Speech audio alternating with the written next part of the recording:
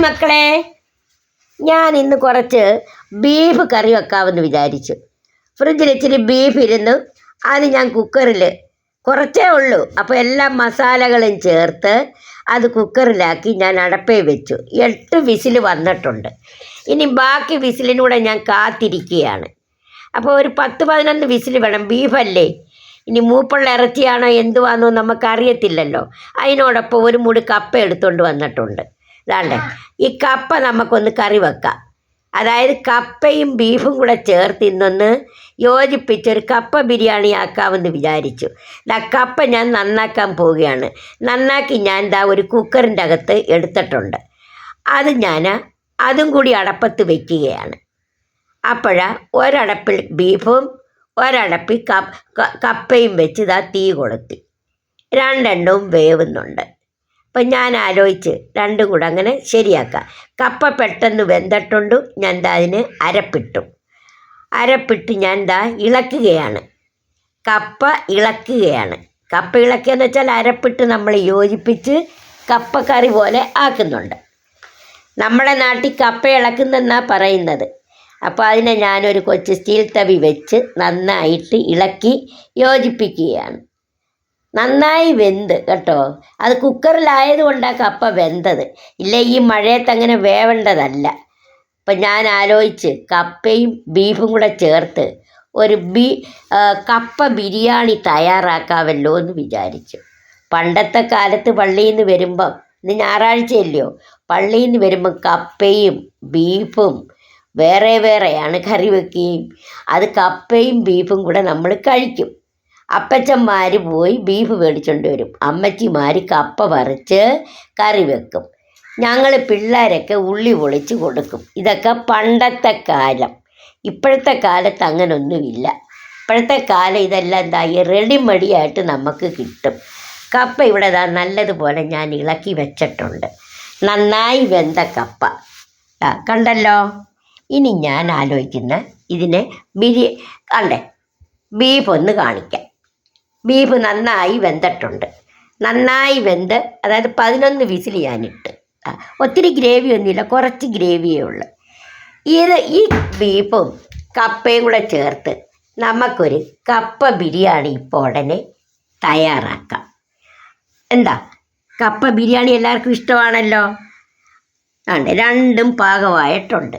ഇനി നമ്മൾ കപ്പ ബിരിയാണിക്കായി ഞാനൊരു ചെറിയ സവോള കൊച്ചായിട്ട് അരിഞ്ഞ് വെച്ചിട്ടുണ്ട്. അതിനിടാൻ വേണ്ടിയാണേ ബിരിയാണിക്ക്. ഒരു തക്കാളി, 2 പച്ചമുളക്, ഇതെല്ലാം ഞാൻ അരിഞ്ഞു വെച്ചിട്ടുണ്ട്. ഇനി അതൊന്ന് ശരിയാക്കാൻ വേണ്ടി നമുക്കൊരു ചട്ടി അടപ്പത്ത് വെക്കാം. അതല്ലേ ശരി, ചട്ടിക്കകത്താകുമ്പം റെഡിയാകും. ചട്ടി അടപ്പത്ത് വെച്ചു, ഫ്ലെയിം കൊടുത്തു. ചട്ടി ചൂടാകുന്നുണ്ട്. ഫ്ലെയിം കൊടുത്തു, ചട്ടി ചൂടാകുന്നു. അതിലേക്ക് നമുക്ക് സ്വല്പം എണ്ണ പകരാം. കണ്ടല്ലോ, സ്വല്പം എണ്ണ കൊടുക്കുന്നുണ്ട്. അതിലേക്ക് നമുക്ക് സവോള ഇട്ട് വഴറ്റാം. ഈ ചട്ടിയിലോട്ടാണ് നമ്മൾ ബിരിയാണി തയ്യാറാക്കാൻ പോകുന്നത്. അപ്പോൾ ആ ചട്ടിക്ക് ഒരു ചൂടുമായി ഫ്രഷായിട്ട് അതിൽ ചെയ്യുമ്പം നമ്മളിങ്ങനെ ഒന്ന് വഴറ്റി ചെയ്യുമ്പം ടേസ്റ്റ് കൂടും. രണ്ടും കൂടെ വെറുതെ യോജിപ്പിക്കുമ്പോൾ അതൊരു ടേസ്റ്റ് ഇല്ല. അപ്പോൾ ശകലം എണ്ണയ്ക്കകത്തൊരു സവാള ഒന്ന് വഴറ്റി, ഒരു തക്കാളിയും പച്ചമുളകും ഒരു കരിയാപ്പിലയും കൂടെ ഒക്കെ ഇട്ടൊന്ന് വഴറ്റി യോജിപ്പിക്കുമ്പം ഒരു സന്തോഷമാണ്. കഴിക്കാനും സന്തോഷം, ഒരു ഗുണവും കൂടാണ്, ടേസ്റ്റും കൂടാണ്. കണ്ടല്ലോ, ഒരു കൊച്ചു സവാളയെ ഞാൻ എടുത്തോളൂ. ഇങ്ങനെയൊക്കെ വല്ലപ്പോഴും നമ്മൾ നമ്മുടെ മക്കൾക്ക് ചെയ്തു കൊടുക്കണം. അപ്പോൾ അവർക്കും ഒരു സന്തോഷമാണ്.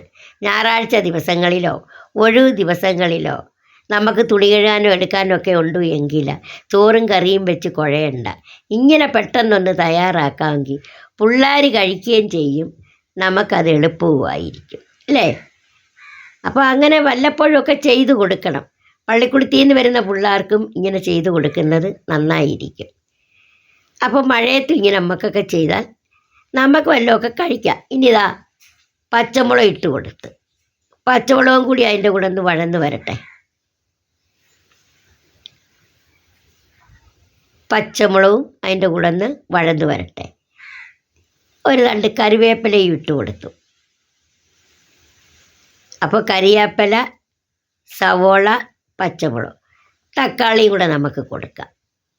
തക്കാളിയും കൂടെ കൊടുത്തു. എല്ലാം കൂടെ ചേർത്ത് നമുക്കൊന്ന് വഴറ്റാം. എങ്ങനുണ്ട്? നന്നായി വഴന്ന് വരട്ടെ.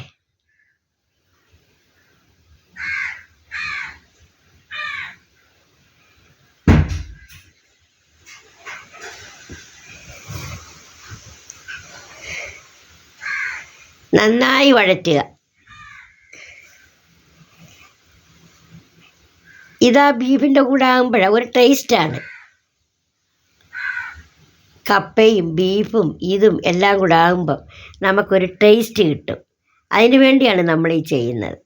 നന്നായി മൂത്ത് വരുമ്പോൾ ചെയ്യുന്നത് നല്ലതാണ്. ഞാൻ വല്ലപ്പോഴും ഒക്കെ ഇങ്ങനെ ഇവിടെ ചെയ്യും. കൊച്ചുമക്കൾക്കൊക്കെ ഇങ്ങനെ ചെയ്തു കൊടുക്കുന്നത് അവർക്ക് ഇഷ്ടമാണ്. ഒത്തിരി ഒന്നും വേണ്ട, ഇച്ചിരി മതി. അപ്പോൾ നമുക്ക് ഇതിലേക്കിനി ബീഫ് കൊടുക്കാം. ബീഫ് കൊടുക്കട്ടെ. ഇത്രയും ബീഫേ ഉള്ളൂ, കുറച്ച് ബീഫേ ഉള്ളൂ. ആ ബീഫ് അങ്ങോട്ട് ഇട്ട് കൊടുത്തു. ബീഫും അതും എല്ലാം കൂടെ ഒന്ന് വഴന്നയിലേക്ക് നമ്മൾ വേവിച്ച് വെച്ച കപ്പ ഇട്ട് കൊടുക്കുന്നു. നന്നായി വെന്ത് കേട്ടോ. 2 വിസിലിട്ടതേ ഉള്ളൂ കപ്പയ്ക്ക്. പക്ഷേ കപ്പ നന്നായി വെന്ത്. രണ്ടിനും വേറെ വേറെ ഉപ്പിട്ടിട്ടുണ്ട്. അപ്പോൾ നമ്മൾ ഇനി പ്രത്യേകിച്ച് ഉപ്പൊന്നും കൊടുക്കേണ്ട കാര്യമില്ല. കറിക്കുമുണ്ട്, കപ്പയുടെ അരപ്പിനുമുണ്ട് ഉപ്പ്. അപ്പോൾ ഇനി അവ യോജിപ്പിക്കുകയാണ്. നന്നായി യോജിപ്പിക്കുക. ഇത് മക്കൾക്കൊക്കെ ഇഷ്ടമാണ്. ഇപ്പോഴത്തെ തലമുറയിലെ പിള്ളേർക്ക് കപ്പ ബിരിയാണി എന്ന് കേൾക്കുമ്പോഴേ ഇഷ്ടമാണ്. അതേസമയത്ത് ഇച്ചിരി ചീനിയും ഇറച്ചിയും തരട്ടെ എന്ന് വെച്ചാൽ വേണ്ട വേണ്ട വേണ്ട, ഞങ്ങൾക്ക് വേണ്ട. പക്ഷേ കപ്പ ബിരിയാണി തരട്ടെ എന്ന് ചോദിച്ചു കഴിഞ്ഞാൽ പിള്ളേർ പറയും, അയ്യോ അമ്മച്ചി എവിടുന്നാ, അമ്മച്ചി ഉണ്ടാക്കിയോ താ. അങ്ങനെയാണ് ഇപ്പോഴത്തെ തലമുറ. എല്ലാ വീട്ടിലും ഇങ്ങനെയൊക്കെ തന്നെ, എല്ലാ വീട്ടിലും.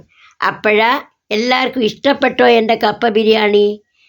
ഇത് കണ്ടോ, ഞാനത് ടേസ്റ്റ് നോക്കാനായിട്ട് ഞാൻ വിളമ്പി വെച്ചിട്ടുണ്ട്.